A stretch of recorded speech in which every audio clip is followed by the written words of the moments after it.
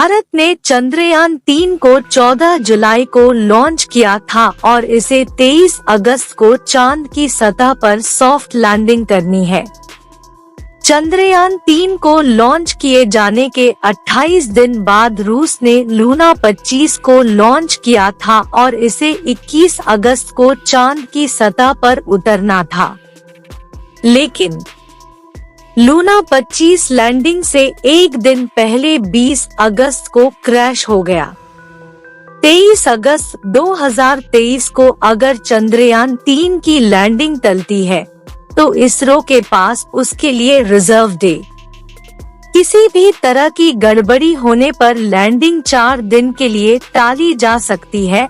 अगर 23 अगस्त 2023 की शाम 5:30 बजे से लेकर 6:30 बजे के बीच चंद्रयान-3 के लैंडर को लैंडिंग के लिए सही जगह नहीं मिली तो लैंडिंग टल सकती है। 23 अगस्त 2023 को लैंडिंग से 2 घंटे पहले इसरो के प्रमुख वैज्ञानिक यह फैसला लेंगे कि लैंडिंग कराई जाए या नहीं। इसरो के वैज्ञानिक को कहा है कि हमें सही जगह लैंडिंग के लिए मिली या नहीं। लैंडर की सेहत कैसी है, साथ ही चंद्रमा के वायुमंडल और सतह की स्थिति कैसी, क्या वो लैंडिंग के लिए उपयुक्त है? अगर किसी तरह की गड़बड़ी दिखती है या आशंका पैदा होती है तो चंद्रयान-3 की लैंडिंग 27 अगस्त 2023 को कराई जाएगी। किसी तरह की समस्या नहीं हुई तो 23 अगस्त को लैंडिंग कराई जाएगी। विक्रम लैंडर जिस समय चांद की सतह पर उतरेगा उस समय उसकी गति 2 मीटर प्रति सेकंड के आसपास होगी, लेकिन हॉरिजॉन्टल गति 0.5 मीटर प्रति सेकंड होगी। विक्रम लैंडर 12 डिग्री झुकाव वाली ढलान पर उतर सकता है। इस गति, दिशा और समतल जमीन खोजने में ये सभी यंत्र विक्रम लैंडर की मदद करेंगे। ये सभी यंत्र लैंडिंग से करीब 500 मीटर पहले एक्टिवेट हो जाएंगे। इसके बाद विक्रम लैंडर में लगे 4 पेलोड्स काम करना शुरू हो जाएगा। यह चांद की सतह पर सूरज से आने वाले प्लाज्मा कणों के घनत्व, मात्रा और बदलाव की जांच करेगा। यह चांद की सतह की गर्मी यानी तापमान की जांच करेगा। यह लैंडिंग साइट के आसपास भूकंपीय गतिविधियों की जांच करेगा। लेजर रेट्रोरिफ्लेक्टर यह चांद के डायनेमिक्स को समझने का प्रयास करेगा। चंद्रयान-3 के लैंडर से संपर्क स्थापित करने के लिए इसरो ने 2 माध्यमों का सहारा लिया है। पहला तो ये है कि चंद्रयान-3 में इस बार ऑर्बिटर नहीं भेजा गया, उसकी जगह प्रोपल्शन मॉड्यूल भेजा गया है, जिसका मकसद सिर्फ चंद्रयान-3 के लैंडर मॉड्यूल के नजदीक पहुंचाना था।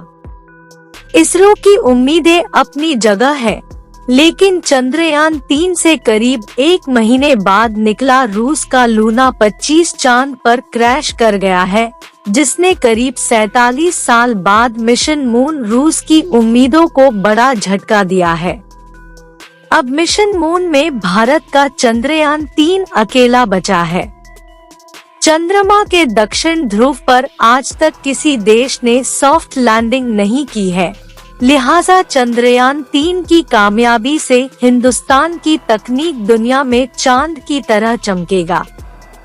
रशिया का चांद पर भेजा गया यान लूना 25 चंद्रमा की सतह पर क्रैश हो चुका है।